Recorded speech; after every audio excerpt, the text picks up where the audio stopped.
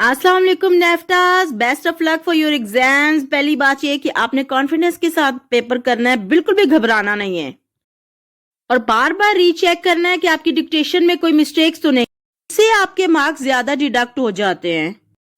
As we know, Urdu एक जुबान है, जबान भी कह सकते हैं, जुबान भी कह सकते हैं, दोनों वर्ड्स ठीक है ग्रामर के लिहाज से। अब इसमें दोनों हर लेवल पर इसकी इस्तिलाहात टर्म सेम है।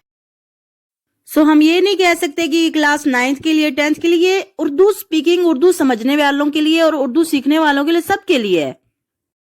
Okay, let's start. आज की क्लास में हम पढ़ेंगे मुहावरा किसे कहते हैं, काफिया से क्या मुराद है और रदीफ क्या होता है। सबसे पहले हम मुहावरा, काफिया और रदीफ के लुग़वी मानी देखेंगे, यानी लफ्ज मुहावरा, लफ्ज काफिया और लफ्ज रदीफ का मानी क्या है, मीनिंग क्या है। मुहावरे को इंग्लिश में इडियम भी कहते हैं। लफ्ज मुहावरे का मतलब होता है बातचीत, गुफ्तगू।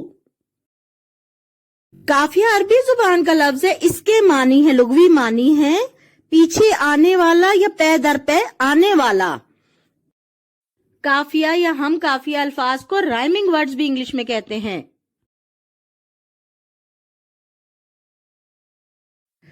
अब आते हैं जो रदीफ की तरफ। रदीफ होते हैं रिपीटिंग वर्ड्स, ठीक है। रदीफ का लुग़वी मानी होता है घोड़े पर पीछे बैठने वाला या ऊंट पर पीछे बैठने वाला, यानी ये जो सेकंड बंदा होता है उसका कहते हैं रदीफ।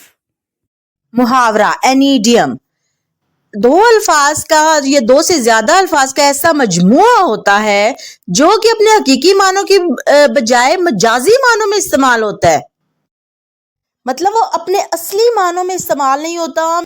इसकी पहचान होती है आखिर में नून अलिफ ना आना, जैसा कि थाली का बैंगन होना। ये असली मानों में नहीं इस्तेमाल होता कि थाली में डाल के बैंगन इधर उधर हिलाना। इसका मजाजी मानी है कि यानी राय बदल देना, दोनों साइड्स पे हो जाना, कभी इस तरफ सोचना, कभी उस तरफ सोचना, कभी पेपर की एक तैयारी, जैसे आप लोग कभी उर्दू पढ़ने लगते हैं, कभी इंग्लिश पढ़ने लगते हैं, कभी ये पढ़ने लगते हैं, कभी वो।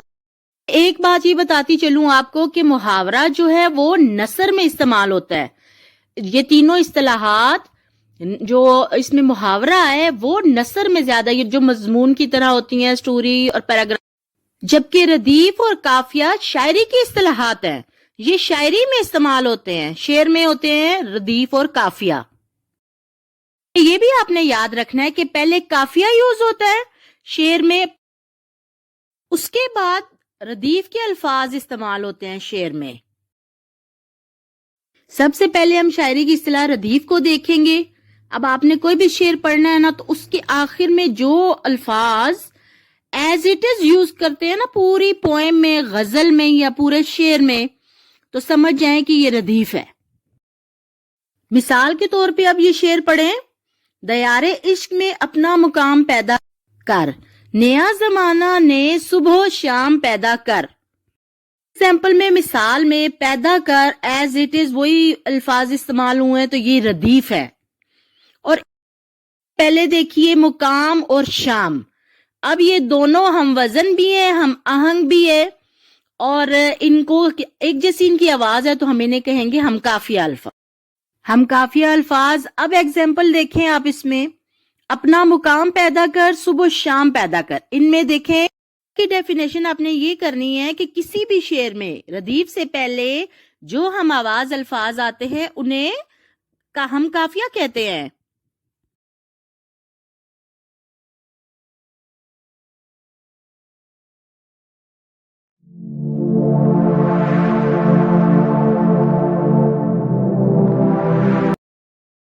अस्सलाम वालेकुम नेफ्टास, best of luck for your exams. पहली बात ये कि आपने कॉन्फिडेंस के साथ पेपर करना है, बिल्कुल भी घबराना नहीं है और बार बार रीचेक करना है कि आपकी डिक्टेशन में कोई मिस्टेक्स तो नहीं, इससे आपके मार्क्स ज्यादा डिडक्ट हो जाते हैं। एज वी नो, उर्दू एक जुबान है, जबान भी कह सकते हैं, जुबान भी कह सकते हैं, दोनों वर्ड्स ठीक है ग्रामर के लिहाज से। अब इसमें दोनों हर लेवल पर इसकी इस्तिलाहात टर्म सेम है। سو ہم یہ نہیں کہہ سکتے کہ یہ کلاس 9th کے لیے 10th کے لیے، اردو اسپیکنگ، اردو سمجھنے والوں کے لیے اور اردو سیکھنے والوں کے لیے، سب کے لیے ہے. Okay let's start. آج کی کلاس میں ہم پڑھیں گے محاورہ کسے کہتے ہیں، قافیہ سے کیا مراد ہے، اور ردیف کیا ہوتا ہے.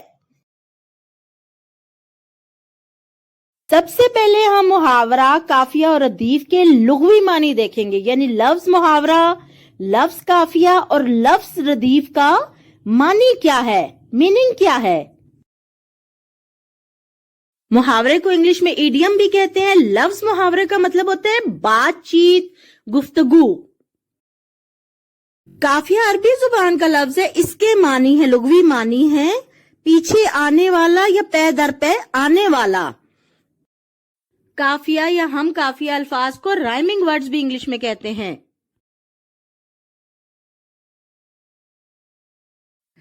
اب آتے ہیں جو ردیف کی طرف. ردیف ہوتے ہیں ریپیٹنگ ورڈز. ٹھیک ہے، ردیف کا لغوی معنی ہوتا ہے گھوڑے پر پیچھے بیٹھنے والا یا اونٹ پر پیچھے بیٹھنے والا، یعنی یہ جو سیکنڈ بندہ ہوتا ہے اس کا کہتے ہیں ردیف. محاورہ این ایڈیم دو الفاظ کا یا دو سے زیادہ الفاظ کا ایسا مجموعہ ہوتا ہے جو کہ اپنے حقیقی معنوں کی بجائے مجازی معنوں میں استعمال ہوتا ہے. مطلب وہ اپنے اصلی معنوں میں استعمال نہیں ہوتا. اس کی پہچان ہوتی ہے آخر میں نون الف نہ آنا، جیسا کہ تھالی کا بینگن ہونا. یہ اصلی معنوں میں نہیں استعمال ہوتا کہ تھالی میں ڈال کے بینگن ادھر ادھر ہلانا. اس کا مجازی معنی ہے کہ یعنی رائے بدل دینا، دونوں سائڈز پہ ہو جانا، کبھی اس طرف سوچنا کبھی اس طرف سوچنا، کبھی پیپر کی ایک تیاری، جیسے آپ لوگ کبھی اردو پڑھنے لگتے ہیں، کبھی انگلش پڑھنے لگتے ہیں، کبھی یہ پڑھنے لگتے ہیں، کبھی وہ. ایک بات یہ بتاتی چلوں آپ کو کہ محاورہ جو ہے وہ نثر میں استعمال ہوتا ہے. یہ تینوں اصطلاحات جو اس میں محاورہ ہے وہ نثر میں زیادہ، یہ جو مضمون کی طرح ہوتی ہیں، سٹوری اور پیراگراف، جبکہ ردیف اور قافیہ شاعری کی اصطلاحات ہیں، یہ شاعری میں استعمال ہوتے ہیں، شعر میں ہوتے ہیں ردیف اور قافیہ.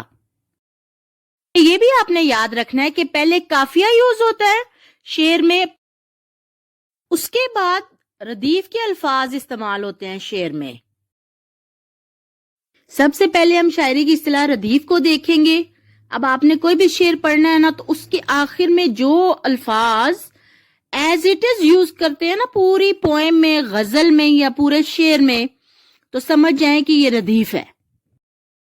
مثال کے طور پہ اب یہ شعر پڑھیں: دیار عشق میں اپنا مقام پیدا کر، نیا زمانہ نئے صبح و شام پیدا کر. ایگزامپل میں، مثال میں پیدا کر، ایز اٹ از وہی الفاظ استعمال ہوئے ہیں تو یہ ردیف ہے. اور پہلے دیکھیے مقام اور شام، اب یہ دونوں ہم وزن بھی ہیں، ہم آہنگ بھی ہے، اور ان کو ایک جیسی ان کی آواز ہے تو ہم انہیں کہیں گے ہم قافیہ الفاظ. ہم قافیہ الفاظ. اب ایگزامپل دیکھیں آپ اس میں: اپنا مقام پیدا کر، صبح و شام پیدا کر. ان میں دیکھیں کی ڈیفینیشن آپ نے یہ کرنی ہے کہ کسی بھی شعر میں ردیف سے پہلے جو ہم آواز الفاظ آتے ہیں انہیں ہم قافیہ کہتے ہیں.